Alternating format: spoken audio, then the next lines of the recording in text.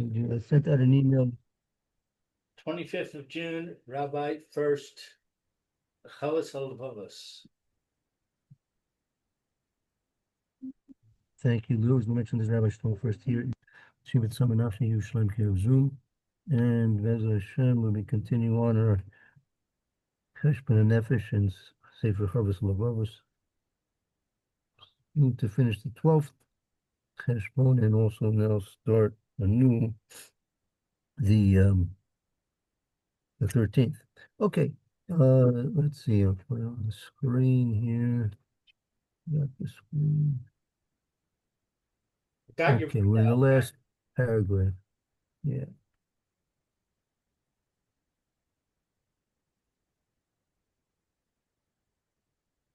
Okay, let's see. We got Achi.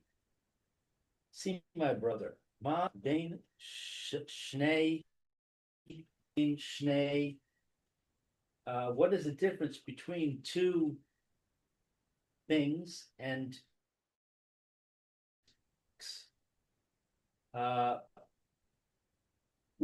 Vinata me mos ros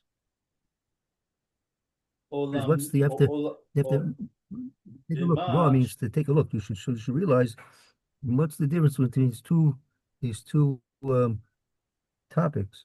I mean, olam hazeh and olam haba. The ruchnius and the gashmi is the materialistic efforts you put evaluate them and see the discrepancy.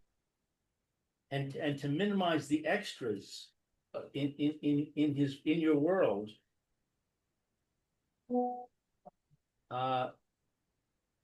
and the efforts with which you need to end the rischa, is that? Yeah, that's right. Your achri secha, your eventual end, your eventual meaning that not the mimosros olamecha, meaning that you're entrenching the extras for the unnecessary things in this world, and you should mishtadel at least as much. You should put in efforts at least that much for what you're eventually going to have to face. What you're eventually going to have to face. So I'm sorry, I didn't. He's going to be putting forth efforts in things that he needs for this world. So now, number one, you always have to evaluate: is it necessary that what you're spending your time and efforts for? Is it something completely not, which are necessary, have to be done with a certain balance to it? And now, if you take a look at the things you're doing for the things which are not really necessary, and compare that with the things that you're doing for which you're eventually going to need. Everyone has to face the reality of his spiritual existence, and he should think and develop for himself an attitude of being concerned with his eventual spiritual eternal needs at least as much as he spends to the things which are really not necessarily in this world.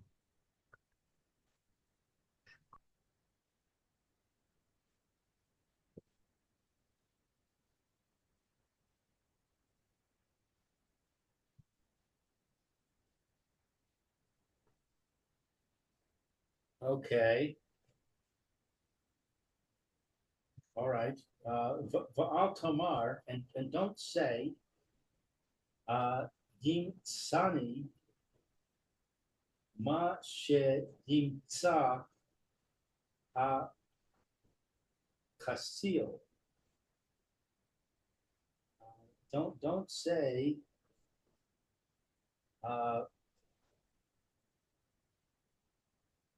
that what happens is through ignorance? Well, conceal is not really ignorance.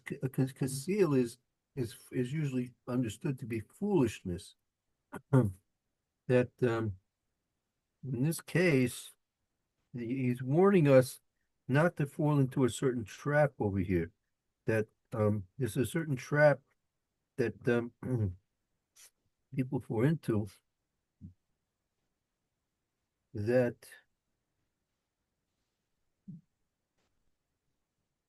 they say that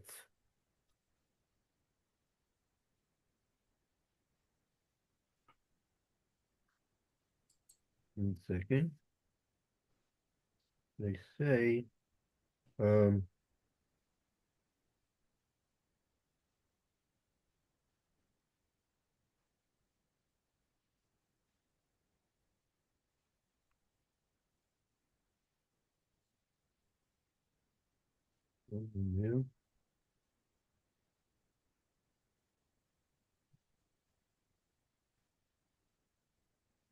mm, he's saying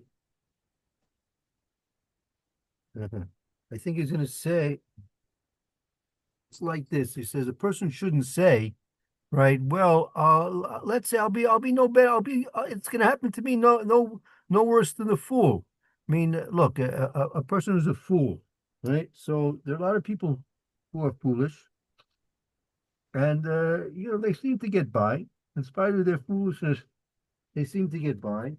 So, why don't we?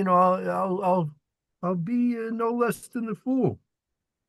Don't say that, right? Why?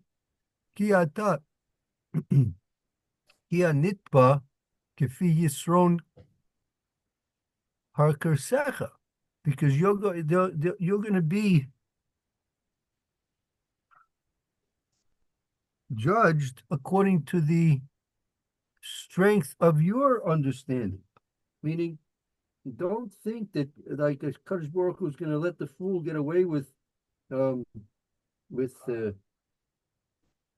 with not having being responsible in this world, meaning of wasting his time. You might think that Hashem is going to let the fool get away from punishments because he wasted his time and his effort in this world for silly things in this world.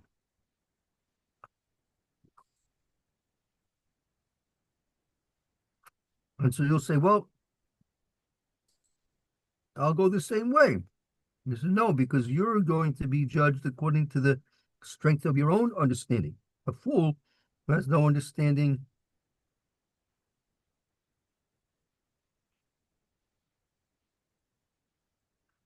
so perhaps Hashem won't expect anything more from him. But you who have mature and strong intelligence, you're going to be judged according to a strong and mature intelligence.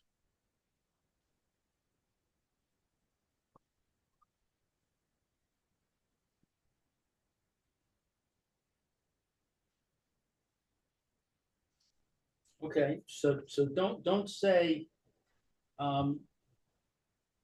everybody else is doing it. And they're doing okay because I won't be judged by their standard. I'll be judged by my standard. Right. Heshbon al his al mosecha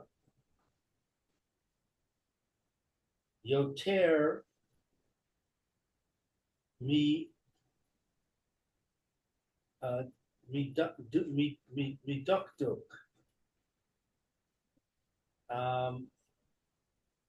And the calculation of your virtues are Yosef Meduk will be more closely um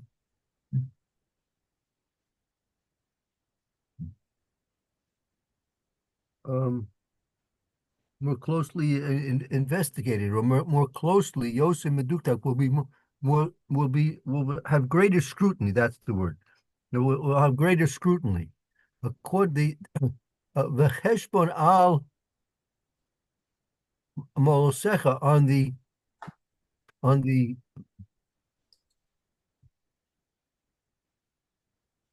value of your advantages, that will be the greatest according to the value of your advantages.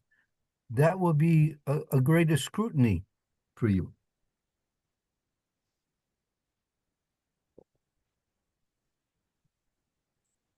Va'al tismach al devar. What's tismach? Don't try and rely on this.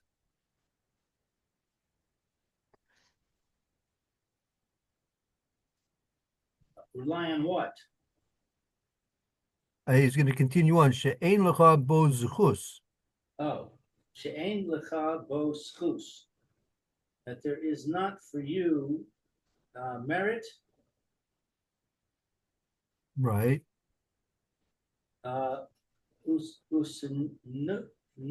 Usinoach de atcha al ta'aneh shehi alecha velo lecha.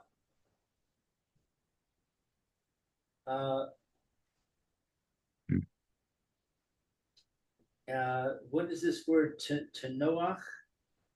Right. So, but tanuach daitka, and your mind will rest, or your mind will be satisfied.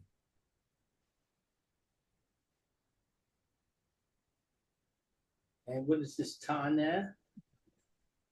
That would be like a claim. A tine is a claim.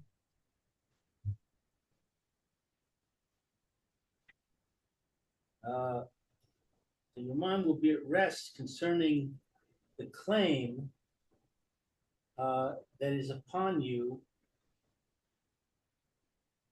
and not for you.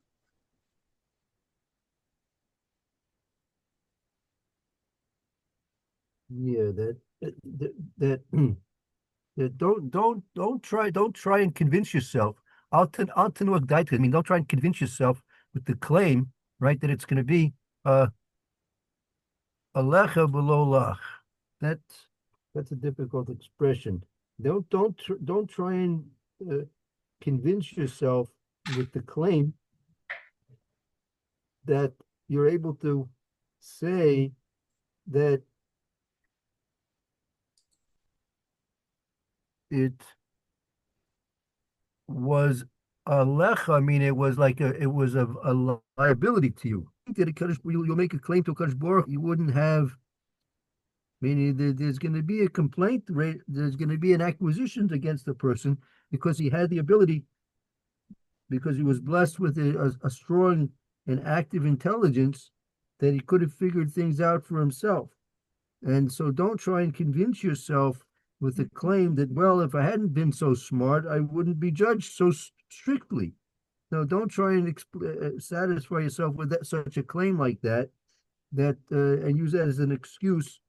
So you're not going to be able to hide behind the fact that other people who maybe not as um, gifted as you, they may have an excuse of not being judged so severely, but you're not going to have that excuse.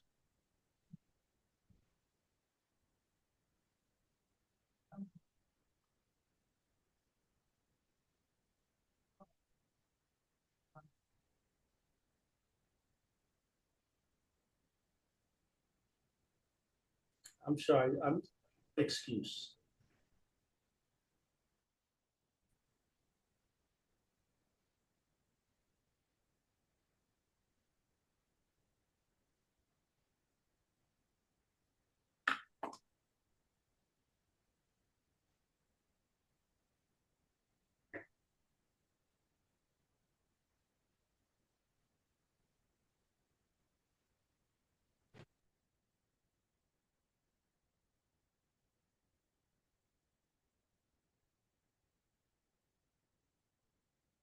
Oh, Rabbi, I'm Mayor's not coming in. clear. When it says you're not gonna, when you say you're not gonna have that excuse, what excuse are you referring to? that person wants to be judged like a fool. Judge me like a fool is judged. Good morning, Mayor. Morning, sorry I'm late. I had some items to do this morning. Okay, well, Baruch Hashem, you're with us now. That's good. Okay. We're Okay, learning here the last paragraph on this recent document. I sent out a new document this morning. Hopefully get to that shortly. The last paragraph, toward the last couple of lines of this last paragraph in this recent document, that a person may use and try and claim ignorance. That he sees a lot of people who are less intelligent than him, and in fact, they're considered to be fools. And Hashem doesn't judge them so carefully. So he says, well, judge me like a fool, and I won't be judged with so much scrutiny. He says, no, that don't try and think and satisfy yourself with that kind of an excuse that you should be judged like everybody else. No, if you have been blessed by Kadosh Baruch Hu with extra gifted intelligence, and Hashem will judge you according to what your intelligence could have given you insights into what you're doing in this world and how to spend your efforts to be successful both physically and spiritually in this world.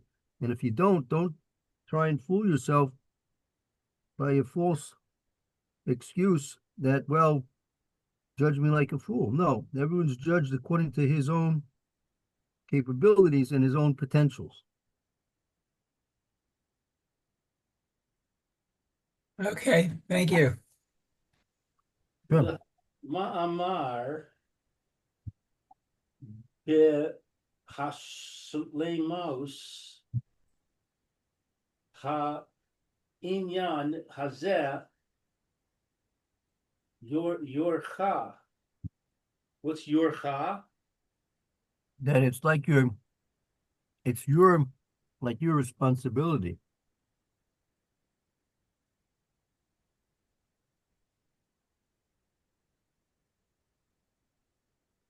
Okay, so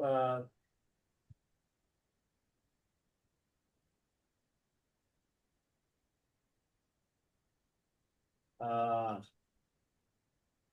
don't know. I need help with this sentence. That V'hamaimer Ba'ashlomas Inyan Hazeh Yaruch, that the I guess is like the the final thing to say about this particular subject is as follows: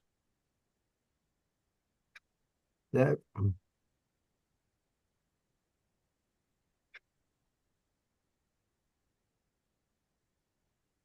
Dailacha should be enough for you.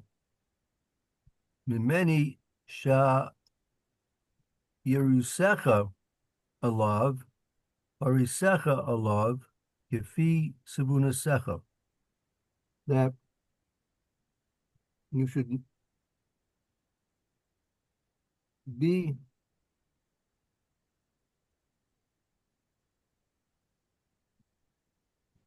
satisfied. Dailacha, be satisfied with many. Sherusecha, you should be satisfied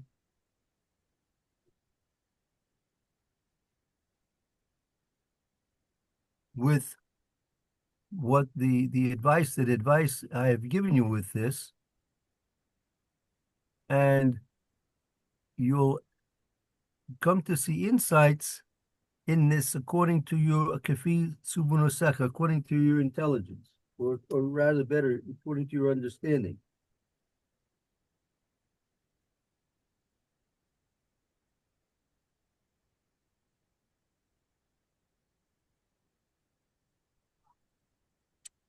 Ishtakel divrei v'haben mizosi v'cheker alehem b'sefer Toras ha'elokim v'divrei razal.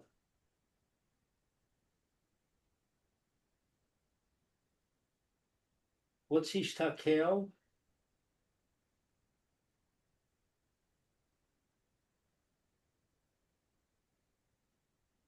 Right, you should become wiser through my words and understand, right? His hastakel, become wiser through my words, and having and understand rimuzasi, and understand my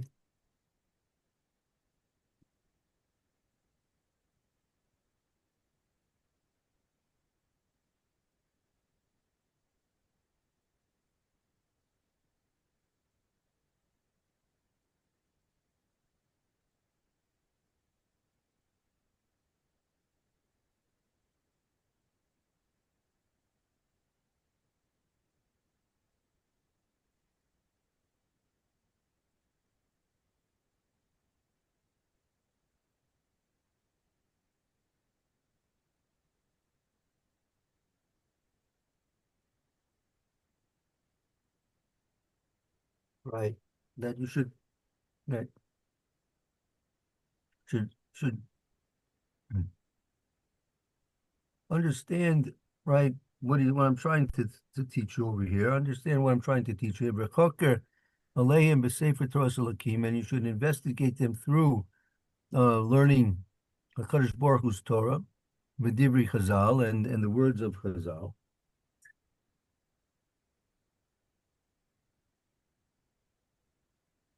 Ure'eh lecha beru ram min hakasu, and it will become clear to you that which is from what is written. Umin ha maskil, umin ha mikubal be ezras hakel, and from your intellect and from your perception, with the help from Hashem. That's right. Don't think that this is the end of the subject here. There's a lot more to discuss. There's a lot more to learn about it. But he's leaving the rest for you. So you should just take these things he said now as an outline to be applied on a much greater and wider basis. Yeah. Okay. And with that, we conclude the 12th of the 30 various different Heshbon Hanefesh, spiritual accounting. So the 12th is to pursue spiritual development and eschew physical development. Right. Meaning, at the very least, you shouldn't shortchange your spiritual requirements, needs, and aspirations, no less than you spare yourself your physical needs and desires. Right? Meaning, we'd be in pretty good shape if we would spend enough time, effort, and enthusiasm on our spiritual requirements and desires and aspirations as we do with our physical needs and desires. We'd all be in pretty good shape.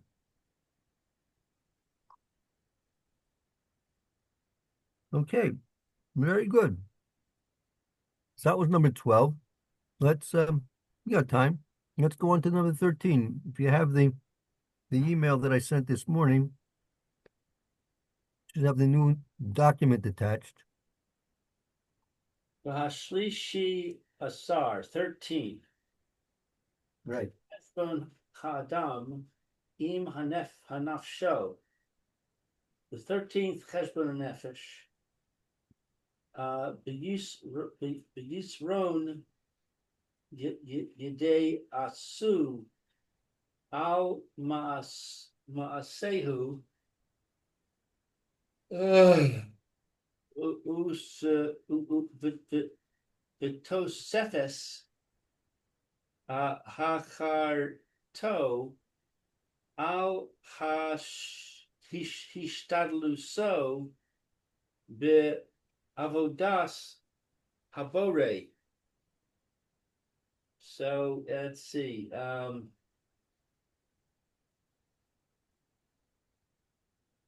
What is B'Yisron? Right. Heshbon, I can't.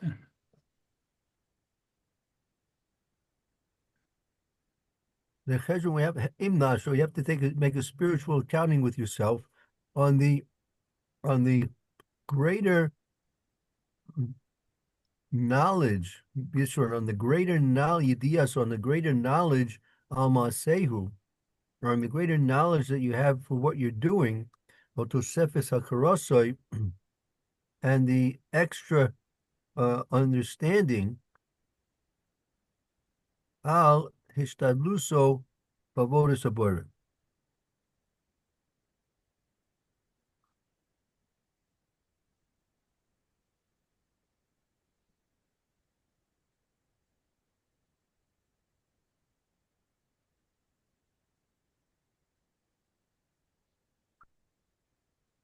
About the efforts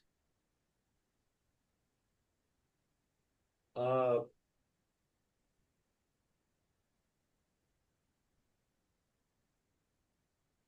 serving Hashem. Right. That the you're in your mental in your thoughts, right? Meaning we have to start there understanding where do our thoughts lie,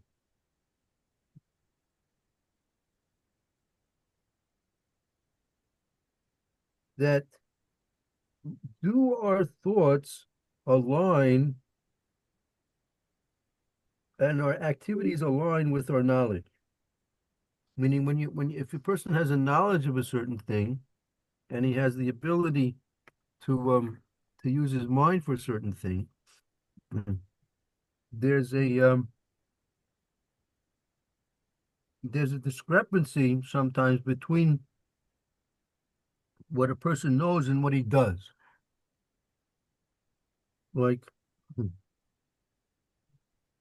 take just an example, take smoking, right? For example, it says most smokers, if you ask them, do you know that it's not good for your health? They'll say, yeah.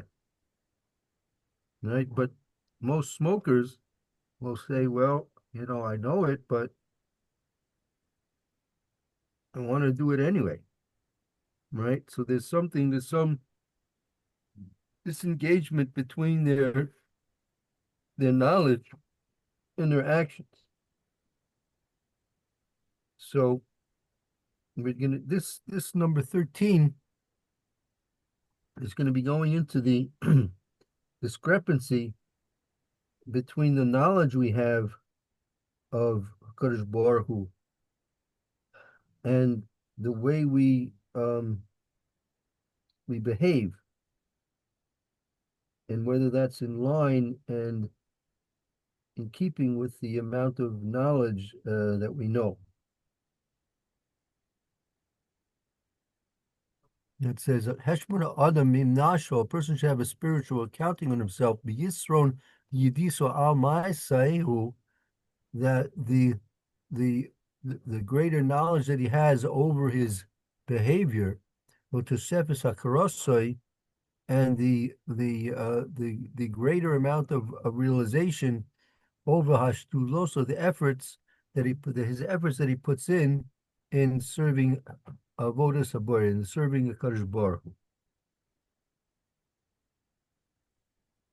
Hu. Is it aligned what we're doing in terms of our behavior and in terms of our efforts, those behaviors that we do and the efforts that we exert, are those in keeping with our knowledge? Meaning, I'll give you a mashal. Let's say a person knows,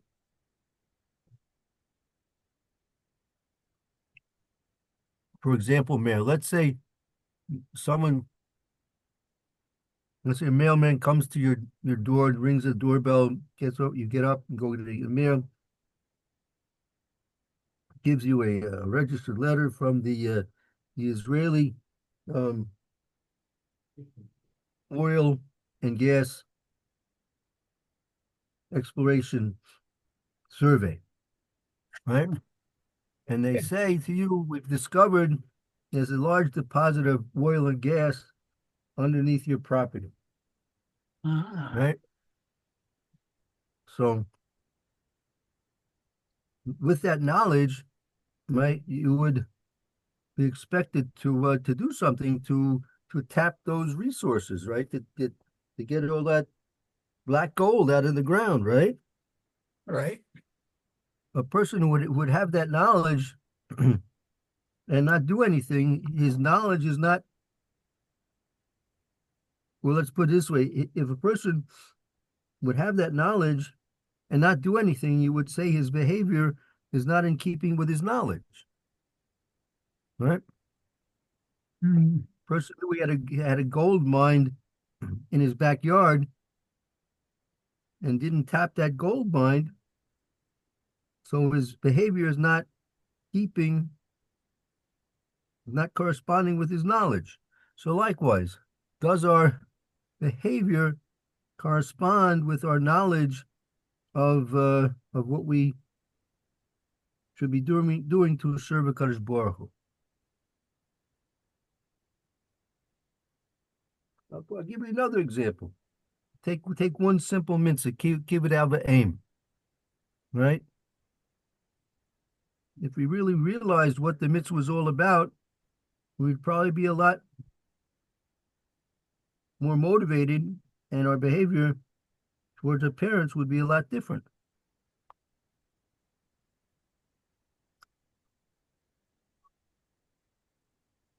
So that's what this number 13 is supposed to give us. It's supposed to give us insights in how to align our behavior and efforts to be corresponding to our knowledge of what we know about Hashem's expectations for us. And you'll see who's going to develop this idea as we go further on. And so, Okay,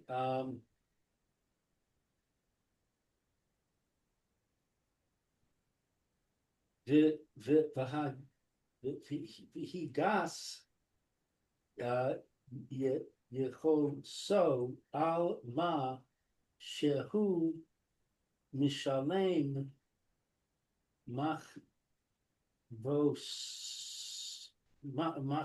מחובוס הבורא על טוב עושיו עליו. I don't know what Higas is.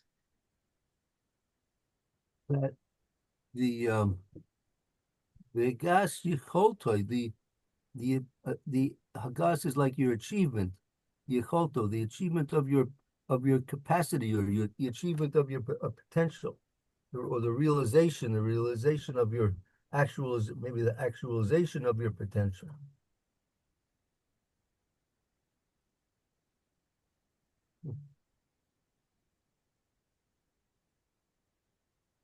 Um, uh,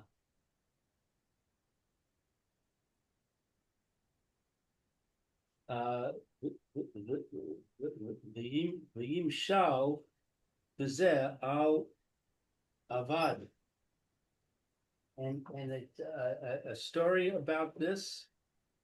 Yeah, an analogy. Gonna give you an analogy about this. Shinasan lo Adonav Adma the Zera Shinasan Azera Kefi Tarhu. And he gave him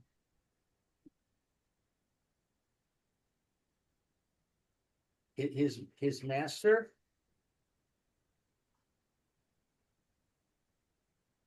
That he gave him land for right? his offspring.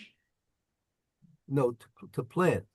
I mean, you have a much of an analogy that you have a landowner that he gave to his one of his servants um land to plant.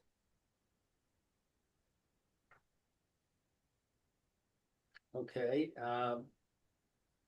and he couldn't plant it because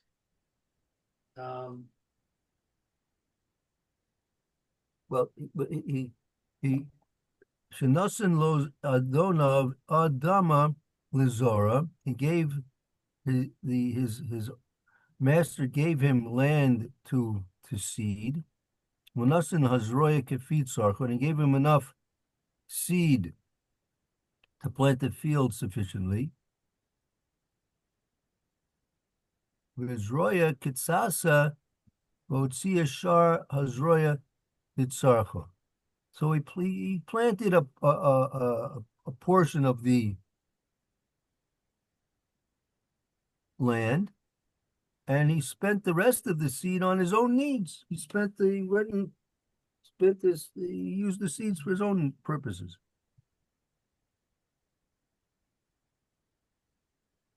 in other words, he sold them and bought things with the money. Yeah, something like that. Yeah. Ukasher pakad adonav es ha adama. And when pakad is to be afraid. Kasher now, kasher pakid adno es adama. When his master went to inspect the land, pakid is like to verify or check or investigate the land.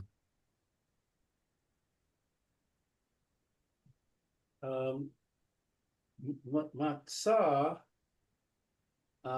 vilti zeruah miktasa v'cheshash alo al zeh. He found only seed. What's miktasa? That's only a portion. When the master went to investigate the land, right, he discovered that there was only a portion of it that was planted.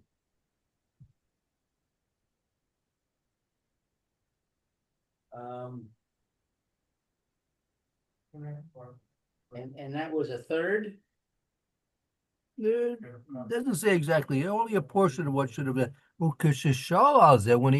the master asked, so the master asked his servant about this. What's going on?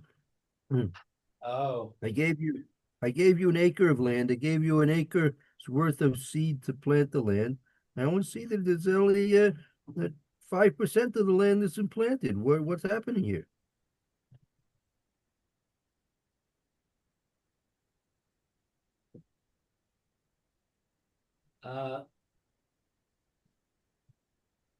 Hoda Baksoro Be'inyan V'chashav Imo Alma Shamar.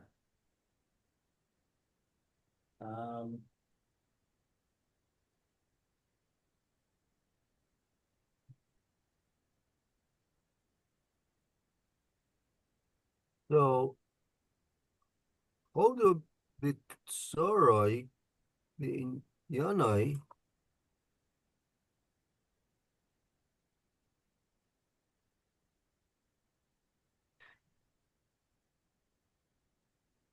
So what did the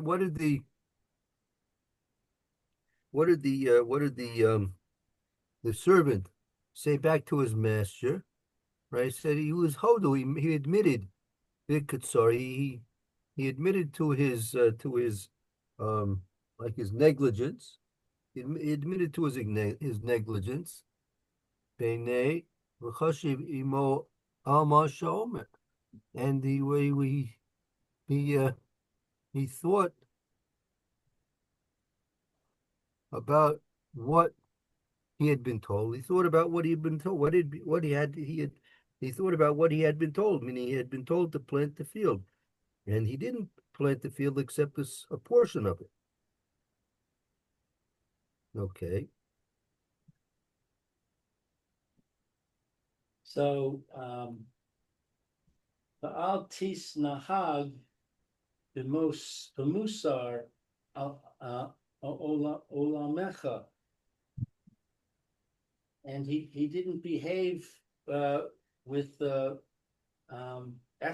ethically. Well, he spoke with him about what he was told. Ki zora min hazroya ba'adam, and then he in fact did seed part of what was in the land. Meaning he did what was there seeded in the land. He did seed. Mipaked nizra mimena, right? He evaluated the amount of seed that he had used. The chashiv al shishalaboy atachlis, and he now inquired about what the whole purpose of it was. I mean, let's look at the whole purpose of what was supposed to take place here.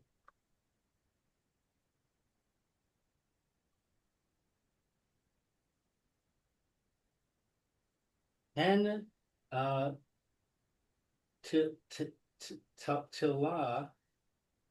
l'shalem chovos torasecha. Maybe it depends on the fulfillment of his obligation. Right. So now the master said, "Well, let's look at let's look at the whole purpose of what you were supposed to do. But Tovea, and I'm going to make a claim against you, Bashar Zroya, on the rest of the seed, Shechayev Lefroya, you're going to be obligated to pay Kol Ma Shaisa Damosa. You're going to have to pay not only what the seed that you absconded with, but you're also going to have to pay based on what the land would have produced, meaning you simply did not use the seed for seeding, you used it for your own purposes. So that's what you absconded with. That's number one. Number two is that you didn't do what you were supposed to do. You were supposed to seed the field, and the field was supposed to give forth a certain yield. So you're responsible for the lack of produce, which could have been grown with the seed that I gave you. So you're not only obligated to pay for the actual seed, but you're also obligated to pay for what could have been produced. Because that's also what you caused the law. You caused that loss. By not seeding, you caused the loss of the land not being productive. So this is what we call a din v'cheshbon. Din v'cheshbon, din is the actual loss that took place, and cheshbon is an accounting, a reckoning on what could have been done if you had followed instructions. Okay, I'll tell you, let's